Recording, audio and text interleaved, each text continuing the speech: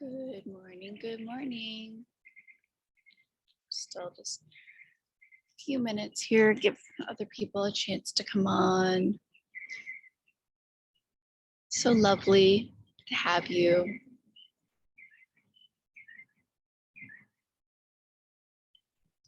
Taking this next minute to just be present. Oh.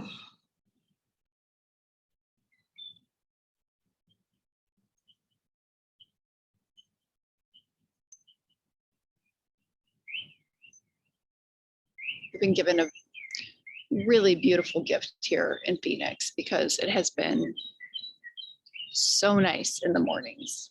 It's probably 71 degrees right now, which for June in Phoenix it's a gift. I'm feeling the gratitude for that.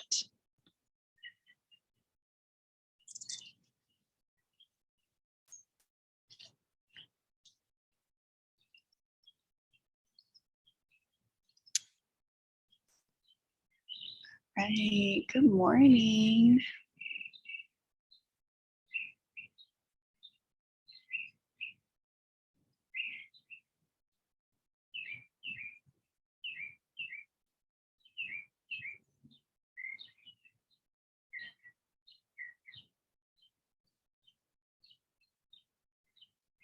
All right, it's 5 o'clock. We are going to let maybe one more minute go by. We normally have a handful of people who are coming on before like right around 5 to 5:02. So give it just another minute here. Awesome.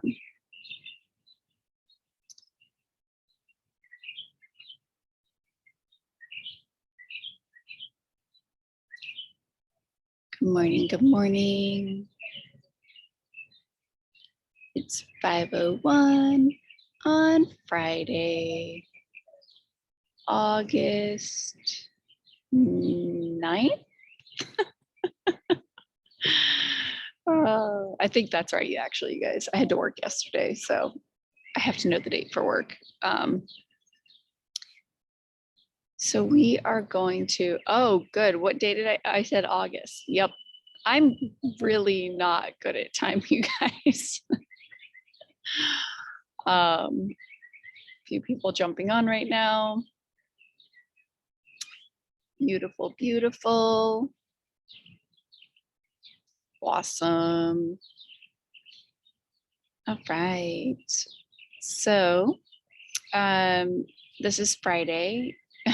We're in June, which I literally said earlier and then said August for some reason. So thank you for that, Sam. And for those of us who are down here in Phoenix, we are enjoying a absolutely gorgeous morning, like could not be better. And when mornings like this happen here, the weather does something unexpectedly nice for us in Phoenix. It's hard to not feel incredibly grateful because Phoenix during the summer is, well, it's a hellscape. There's not like a nice way to say it. And, you know, there is like beauty to be found even in that. But it gets hot. There's no two ways about it. It gets real hot. And especially I think as the city gets bigger, it just gets hotter.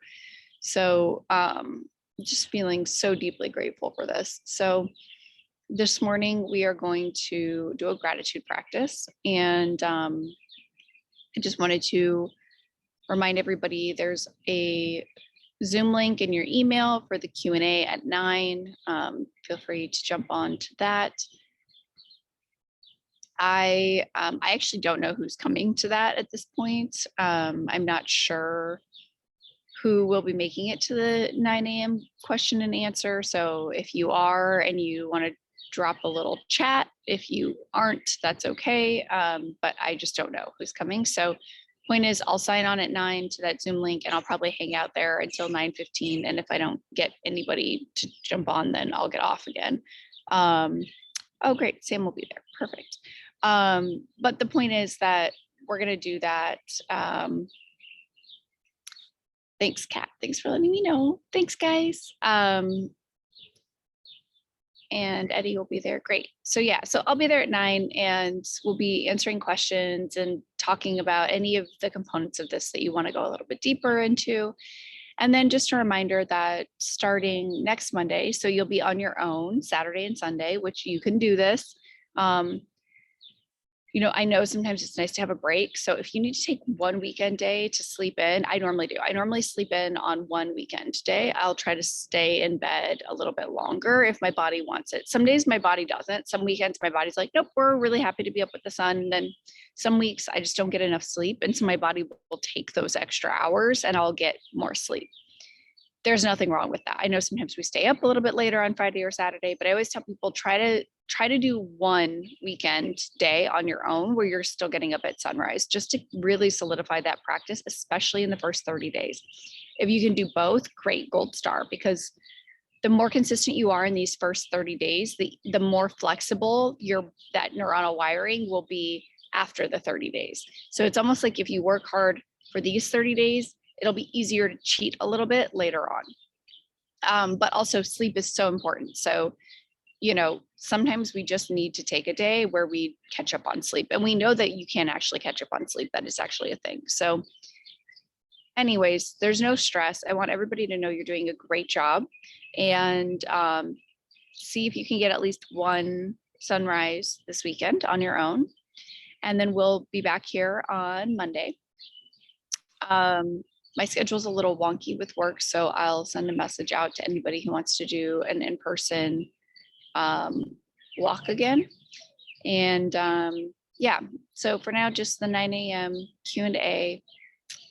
And Monday, we'll start adding in some other protocols because we'll have been doing this for long enough to start getting some of those protocols added. So this morning, we're going to do a gratitude practice. I'm going to share with you how I get my gratitude practice started. I think gratitude is so important. I'm not the only one. There's plenty of science and research to support this. I'm sure you guys have heard people talk about gratitude. This is nothing new, exotic, or sudden, but it's really important practice. Sometimes it's nice to have someone get you started. So we're going to do just a little gratitude practice this morning.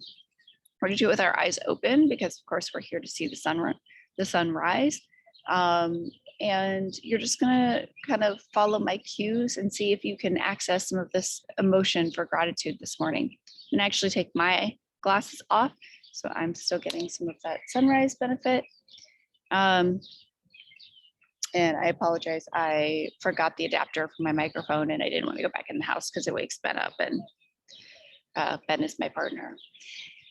And yeah, I'm trying to be respectful of his mornings as well because he is not always up at sunrise, which is totally fine. Okay, so go ahead and see if you can find that eastern horizon. Just give your eyes a few long, slow blinks. Maybe do some stretching. So either the infinity sign, where we're tracing the infinity sign with the eyes. Remember, you can always kind of touch your eyebrows. If you're someone who tends to move your eyebrows a lot, I am. So I have to sometimes touch my eyebrows to remind my eyebrows that they don't need to engage to do the work. And I love to start my morning with these eye stretches.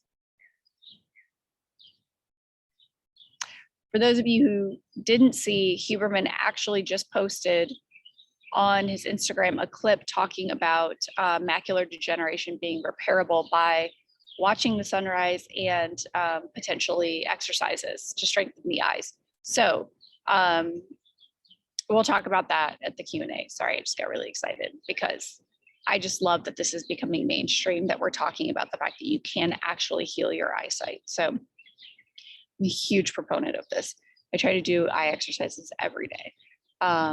And specifically looking to the distance, which is why I'm cueing you guys to try to find the eastern horizon. Again, if you can't see it, you can't see the actual sun rising, that's okay. Just try to look off into the distance.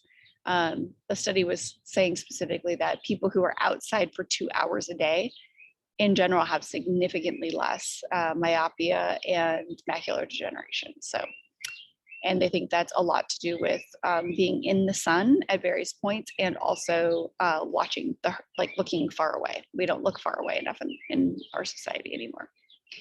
So doing those stretches, you can just go side to side too. You don't have to trace an infinity sign. We can go side to side. We can go up and down. The point is, we want the eye muscle to be doing the work, not the face muscles. I mean, the eyes are part of the face, but you know what I mean. You all know what I mean. You can feel it. So just getting some stretches in. Awesome. And then just allowing the gaze to reach out to the distance. Good. And now I want you to call in whatever the lowest hanging fruit for gratitude is. For me, this morning, it's the weather. But normally, I would say for me, it's my cats. I used to have 2 kitty cats that were pretty magical for a long, long time. And they just, when I think about them, like my heart just fills. Like I don't have to do anything. I just have to think about them. I just have to like imagine their like furry little faces looking up at me. And my heart just starts to fill with love and gratitude. And I just can't help but think how grateful I am that I got to have them in my life. So that's my low hanging fruit. Yours could be different. It could be a person. It could be the weather. Like today, it's definitely the weather. It could be an experience. It could be your favorite blanket. It doesn't matter. Whatever your low hanging gratitude fruit is, go ahead and start there. And just allow yourself to reflect on that. Reflect on how good you feel when you're in gratitude for that person, being, thing. And see if you can try to feel that in your chest. See if you can get that feeling where the chest gets involved with the gratitude. You start to feel it in the heart. You know, for me, like sometimes my heart rate picks up just a tiny bit. It's almost like I almost get like a little bit excited and like a little, not sad, but it's like, it's that poignancy that sometimes accompanies sadness when you're just like truly feeling gratitude, where it's almost all of the emotions at once. Start to call that in. And now we start to grow our gratitude, right? So we found the low-hanging gratitude fruit, and now we're going to start to add other things to that gratitude. So we start to think of other people, things, beings that we're grateful for. So for me, typically go from whatever I'm being inspired by right now, the weather, to my kitties. And then I like to go to my nieces and nephews, all of the beautiful little nibblings that I have in my life. I don't get to see any of them nearly as much as I would like to, but they're all just such good medicine and so sweet. I've had so many beautiful, beautiful encounters with my nieces and nephews over the years. So I pull that in.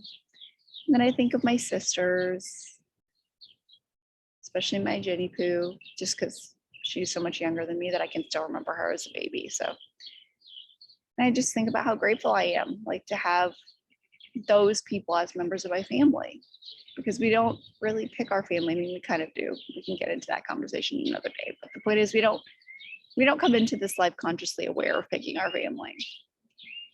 So just finding gratitude for those people. And then I start to go through the list of amazing humans that I have in my life, just in general, my partner, my dear friends. I have honestly an unbelievably amazingly beautiful group of people in my life. So you get the idea. We're just going to keep building that gratitude store in our chest while we gaze into the horizon.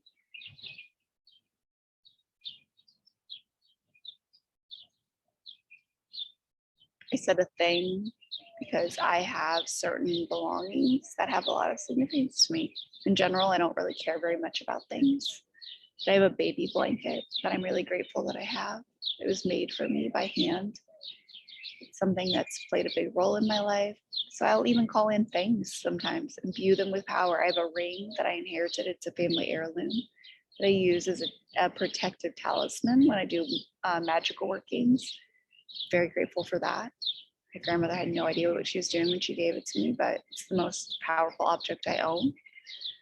So we can call in anything into this gratitude that we're pulling into the chest. So just really finding that. Just let it keep building. I want you to imagine that as you are doing this, you ate that first low-hanging gratitude fruit. So it's inside of you, and now you're adding to this meal of gratitude. And I want you to feel it start to fill you up. So it's seeping into your belly and into your shoulders and your arms, just this gratitude radiating down and out through your body. You can even feel it in your throat. If you're in a place where you can say thank you out loud, that's so powerful. You can feel it in your head, right? Just start to feel, really feel your gratitude.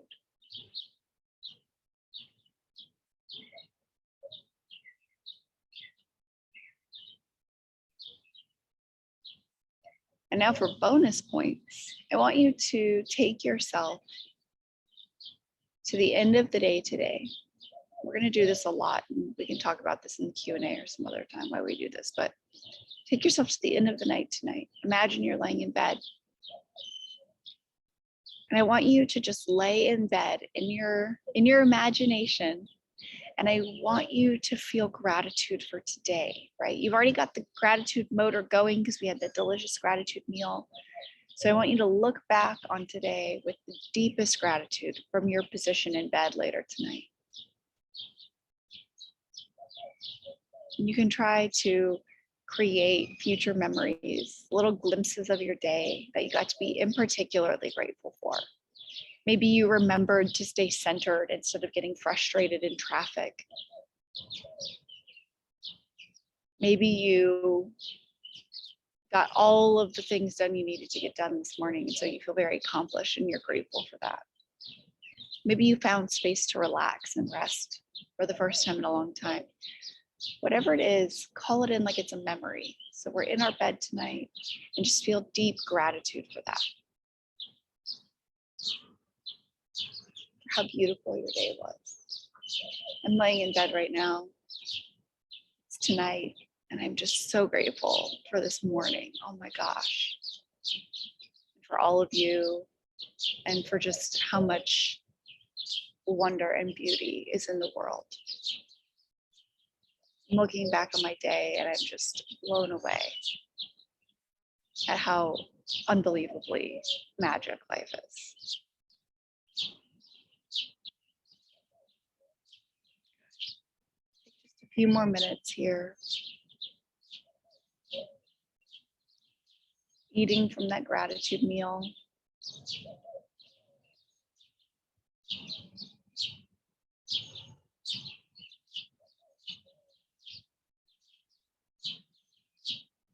Gazing into the horizon.